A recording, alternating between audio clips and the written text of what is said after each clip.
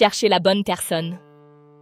Mais avons-nous pris le temps de nous demander si, nous-mêmes, nous sommes devenus fréquentables? Habitables? Avant de rencontrer une présence ajustée, encore faut-il être un lieu où elle puisse réellement demeurer. On cherche souvent quelqu'un qui nous corresponde. Mais la vraie question est peut-être ailleurs. Correspondons-nous à ce que nous espérons? Devenir fréquentable n'est pas une perfection à atteindre. C'est un mouvement intérieur, une manière de se rendre compatible avec une relation saine. Cela demande de l'observation, des ajustements, parfois des silences. Et pourtant, ce n'est pas simple. Nous vivons dans un monde où le bien et le mal s'entremêlent.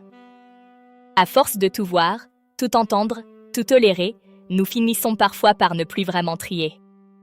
Sans discernement, la transformation peut prendre des années. À moins de faire un choix décisif, celui de l'environnement. C'est pour cela que le pacte éthique existe. Il n'est ni règlement, ni manifeste. C'est un espace concret où nous nous retrouvons. Un espace où le temps est donné à chacun pour s'approprier les différents thèmes du pacte. Ici, la pratique éthique devient tangible et accessible. Et elle prépare chacun à revenir dans le monde quotidien plus conscient, plus mesuré, plus habitable.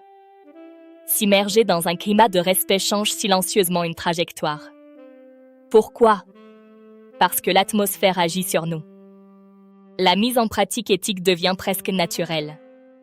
Et, à terme, elle opère comme une mise en pratique inversée, nous préparant à retourner dans la vie quotidienne avec davantage de recul. Un recul non pas pour fuir, mais pour anticiper, adoucir et parfois désamorcer des réactions que nous aurions autrefois subies ou provoquées. Lorsqu'un être s'apaise intérieurement, ses rencontres changent. Sans effort particulier, il croise des présences plus conscientes, plus ajustées. Et c'est souvent ainsi que l'on rencontre enfin la bonne personne. Non par hasard, mais par cohérence. Peut-être même une personne déjà habitée par cet esprit éthique, sans encore savoir le nommer. Alors, avant de chercher la bonne personne, devenons un espace où la rencontre peut advenir. Bien souvent, ce n'est pas l'amour qui tarde. C'est l'habitation intérieure qui l'accueillera.